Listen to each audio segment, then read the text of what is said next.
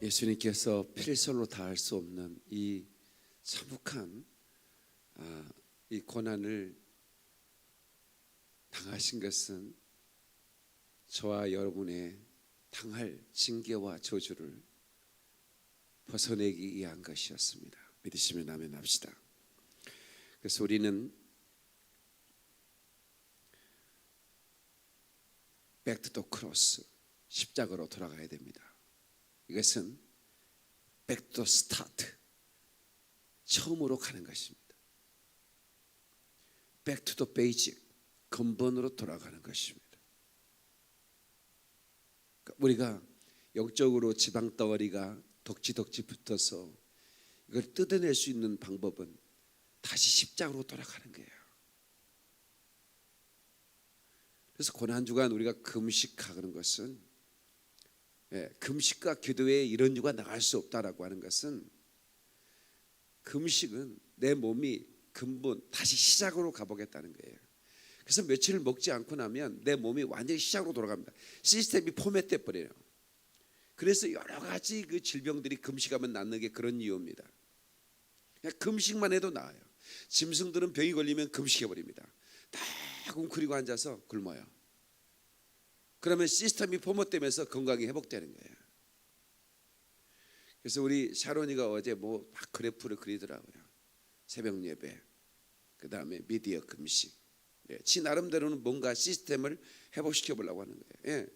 우리 아이들이 그 핸드폰이 없을 때는 놀이터에 나가서 그네도 타고 팽이도 돌리고 제기도 차고, 그런데 다 뺏겼어요, 핸드폰에게. 그죠? 근데 그 미디어 금식만 해도 이제 다시 살아나는 거예요. 제가 어제 뿔로 천막교회라고 필리핀 마닐라 애교 빈민가, 완전 빈민가인데, 김성재 선교사라고 저하고 페북 친구인데요. 가끔 영상이 올라오는데 내가 너무 은혜를 받아요. 나 전 세계를 다니면서 이렇게 그 어린아이, 이 선교사님은 어린아이 교회만 해요. 그러니까 130명의 아이들이 그렇게 뜨겁게 춤을 추며 찬양하다가 또 이 십자가 찬양을 부를 때는 전 아이들이 다 울어요. 그 천막, 뜨거운 햇빛만 가리는 천막인데 목사님이 14만 원 주고 한 달에 월세를 얻어서 그 천막 교회를 했는데, 근데 이 목사님이 편도에 암이 걸린 거예요. 근데 자기 목사님이 암이 걸려서 이제 다시는 돌아오지 못하는 거죠. 이제 한국으로 가면. 그렇게 생각하니까 걔네들이 기도를 하는 거예요. 하나님, 우리 선교사님 다시 살려서 보내주세요. 저희들이 더 전도할 거예요. 그들의 기도가 그래요. 와서 간증을 하면, 엄마가 저한테 교회에 가지 말라고 칼을 던졌거든요. 근데 다행히 칼을 맞지 않았어요. 예배 드릴 수 있어서 너무 감사해요. 제가 오늘 생일인데요, 집에는 먹을 것이 없어요. 근데 제가 예배 드릴 수 있잖아요. 그래서 감사해요. 이렇게 예배 드려요. 제가 어제 선교사님 필리핀에 통화를 했어요. 처음으로 제가 지켜만 보고 있다가, 선교사님, 선교사님 제가 당장이라도 가서 걔들 안아주고 싶은 마음이 생겨서 전화드렸습니다. 근데 그 빈민가는 정부에서 보호해주고 싶은 게 아니라 정리를 해보고 싶은 사람들인 거예요. 그냥 그들은 화장실도 없는 집에 그 하천 위에 그냥 나무로 지어가지고 하천을 더럽히는 사람들이기 때문에, 그래서 이 강제 철거를 시켜가지고 한 2시간 반 그 대리는 오지에 집어넣어버리는 거예요. 근데 놀라운 것은 이 아이들이 찌푸니를 타고, 여러분 찌푸니 아시죠? 필리핀 개조한 차예요. 그걸 타고 2시간 반 새벽에 그걸 타고 교회로 100여 명 이상이 오는 거예요. 선교사님이 세브란 수술 받고 항암 치료 받고 돌아갔는데 138명이 예배드리, 마지막 예배 드리고 돌아갔는데 185명으로 부흥되어 있는 거예요. 정부에서 2시간 반 거리에 집어넣었는데 걔네들이 차를 타고 오는 거예요.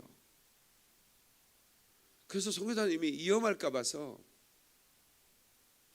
8살 이전에는 오지 말고 8살까지만 와라 그랬대요. 말리면 안 되니까. 얘네들은 어떠냐면 하루에 3시간 예배를 드리는데 리더들, 중학생이들이 너희들이 선교사님이 키운 애들이 중학생들인데 얘네들이 찬양을 다 하는 거예요. 그리고 청소하고 밥 배식하고 다 하는 거예요.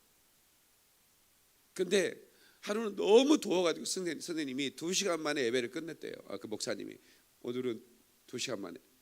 그랬더니 막 니들이 찾아와가지고 그 어린애들이 찾아와가지고 선생님 우리는 예배드리기에 가장 행복하고 기쁜데 왜 우리 선교사님께서 왜 예배를 2시간밖에 못하게 해주세요. 10분만 빨리 끝내도 애들이 화를 내는 거예요. 미안하다. 너희들이 너무 더워서 너희들이 쓰러진 애들이 있을까봐 먹지도 못하는 애들인데 그래서 오늘 내가 2시간만 하고 끝냈는데 나 미안하다. 10분만 일찍 끝내도 항의가 들어오는 거예요. 도대체 왜 이랬을까요? 왜 아이들이 그냥 걔네들은 무슨 먹을 걸 주기 때문에 오는 게 아니에요. 진짜 하나님을 만난 거예요. 십자가 예수님을 경험한 거예요. 그러니까 2시간 반 어제 정부에서는 이것들을 어떻게 다 쓸어버리고 싶은데 그럴 수는 없고 저 어제에 그냥 살아라고 도시 빈민가 근데 걔네들이 어린아이들도 따라가겠다는 거예요. 그래서 선교사님이 8살 이상만 와라 아니면 사고 날 수 있으니까 그렇게 말해놓고도 너무 미안한 거예요. 천막에서 아이들이 몰려오기 시작하는데 박수 칠 수 없대. 너무 좁아서 박수도 칠 수 없을 만큼 빽빽이야. 도대체 그래서 저는 세상에 이렇게 예배하는 아이들이 있을까? 그래서 내가 다음 주에 비행기 티켓을 끊을까? 마닐라 3시간이 날아가거든. 그런 생각을 했습니다.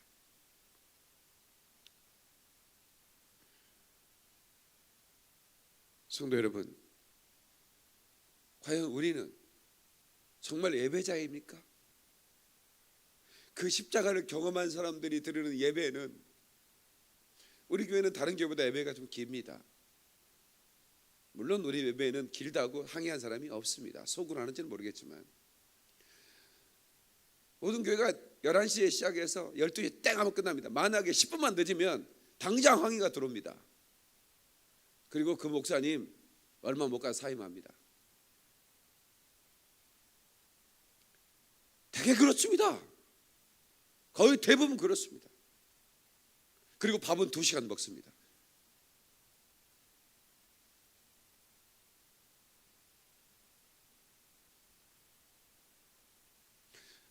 보통 어른들은 아프리카에도 그렇게 3시간, 4시간 드려요. 근데 아이들은 그러니까 성자는 그러면 어른들 예배는 없으니까 천막이 좁아서 애들도 수용이 안 된다는 거예요. 근데 그 아이들이 리더들이 초등학교 6학년, 중학교 1학년들이 새벽 6시부터 나와서 그 예배를 준비한다면 준비하는데 찬양 준비하고 그 주변 청소하고 그리고 또 예배 끝나고 나면 다 정리하고 보내면 12시간 애들이 봉사한대요.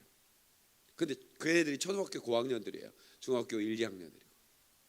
그리고 애들이 전부 다 선교사로 헌신을 하는 거예요. 그리고 자기들이 헌금을 하는데 그 헌금을 가지고 자기보다 더 어려운 사람들 도와주고 한국의 개척교회를 도와준대요. 자기들은 먹을 것이 없어요. 근데 10만 원을 심장병 아이를 위해서 10만 원 보내고 그런 아이들을 그렇게 그러니까 성도사님이 자기도 모르게 돼요. 어떻게 저런 애들이 저렇게 되는지.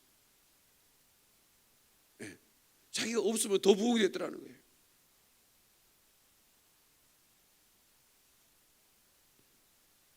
십자가로 우리 앞에 있는 기쁨을 위해서 우리에게 그 에덴의 기쁨, 새 예루살렘의 영광의 기쁨을 주기 위하여 그분은 부끄러움을 참으셨다는 거예요. 잔악한 유대 병정, 포악한 로마 병정, 그들이 때린 채찍과 침뱉음 조롱 전혀 개의치 않으시는 거예요.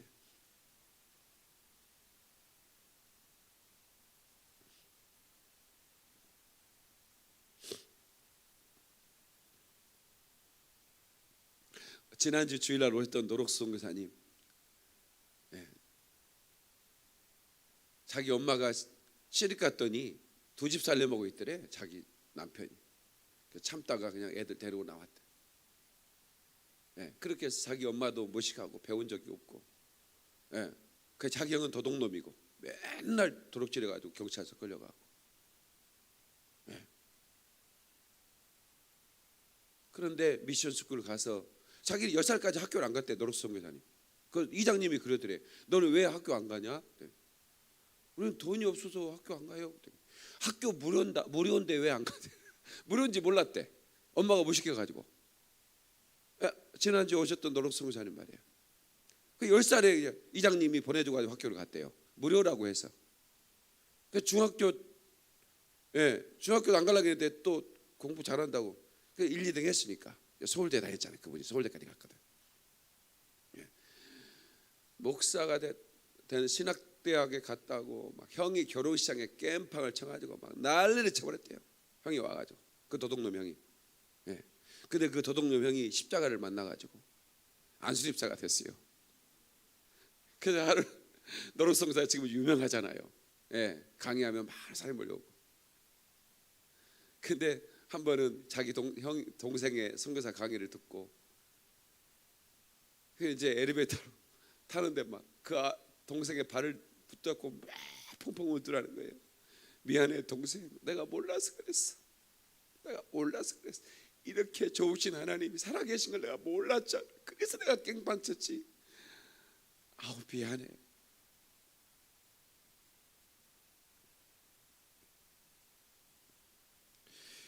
십자가 내가 처음 볼 때에 나의 마음의 큰 고통 사라져. 오늘 믿고서 내 눈 밝았네. 참 내 기쁨 영원하도다. 아멘. 아멘. 저는 이번 특세에 여러분이 정말로 변화되기를 기도하고 있습니다. 저 또한 이 특세 앞에서 제가 십자가의 고난 앞에서 이 목사가 먼저 변해야 된다 생각합니다. 색스폰 부는 우리 공동욱 집사님 어느 날 갑자기 변하는 거예요. 성자처럼 변해. 내가 볼 때는 청년 때부터 나하고 같이 있었거든. 사업하면서 이 핑계 저 핑계 되면 교회도 잘 안 나오고. 근데 어느 날 막 변화돼요. 그리고 그렇게 충성스럽게 이렇게 그 보이지 않는 일에 이렇게 열심히 일을 하더라고. 내가 그랬어요. 공사 불러가지고, 공사님 갑자기 내가 공사님 보니까 많이 변화된 것 같아요. 목사님 이번 고난주간 특세 때 제가 은혜를 받았습니다. 변화되려고 생각합니다. 그러더라고. 본인이 해놓고 잊어버린지 몰라. 근데 내가 몇 년 전 일이야. 너무 감사하더라. 이 특세 십자가 설교가 우리 공지사를 변화시켰구나. 지금껏 이렇게 열심히 해요. 저는 이 특세가 여러분들을 완전히 변화시키기를 축원합니다. 우리의 신앙이 저 마닐라 빈민가에 있는 뿔로 천막교에 있는 그 아이들 앞에서 너무 부끄럽지 않습니까? 그런 생각이 들더라. 그런 생각이 들어. 헌금을 이렇게 하는데 성사님이 이렇게 펼쳐가지고 이렇게 사진을 찍어 보내줬어. 하나님 죄송해요. 저 드릴 헌금이 없어요. 그래서 제가 편지를 써서 헌금함에 넣어요. 제가요 나중에 돈 생기면요 아낌없이 드릴게요. I love God. 하나님 사랑합니다. 그리고 그 어린아이가 고개고개한 그 종이를 가지고 적은 거예요. 그 성사님이 헌금 정리하다 보니까 그 편지가 있는 거예요. 드릴 헌금이 없다는 거예요.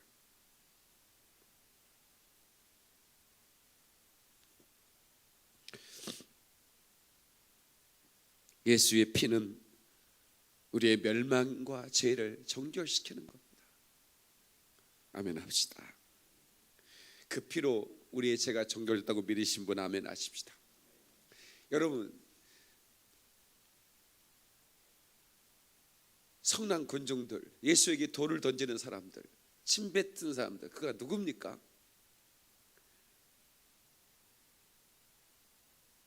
그가 바로 저와 여러분이라는 사실을 잊지 말아야 됩니다. 그래서 그 유명한 렘브란트라는 네덜란드 화가, 렘브란트는 1600년 6년부터 69년까지 살았던 분이신데, 그분이 그 십자가에 못 박히는 그리스도를 그리는 중이었습니다. 그런데 내가 저 군중들 가운데 돌을 던지는 사람이 바로 나였구나는 걸 알고, 그 군중들 속에 그 돌을 던지는 그 성난 그 군중의 얼굴에 자기 얼굴을 그려 넣었습니다. 그림을 십자가 예수를 그리다가 내가 바로 예수를 십자가에 못 박겠구나라는 걸 깨달았어요. 그림을 그리다가 그 화실에서 하나님을 만난 거예요. 십자가 예수를 경험한 그 뒤부터 스데반의 그 순교 현장에 성난 그 군중이 돌 던지는 것도 자기 얼굴을 그려놨어. 돌아온 탕자, 그 돌아온 탕자의 얼굴도 자기 얼굴이었어.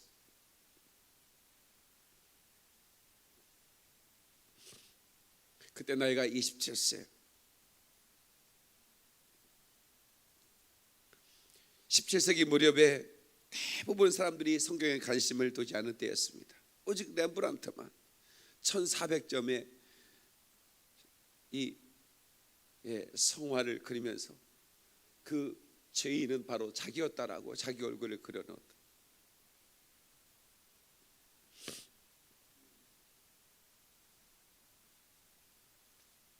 여러분, 십자가에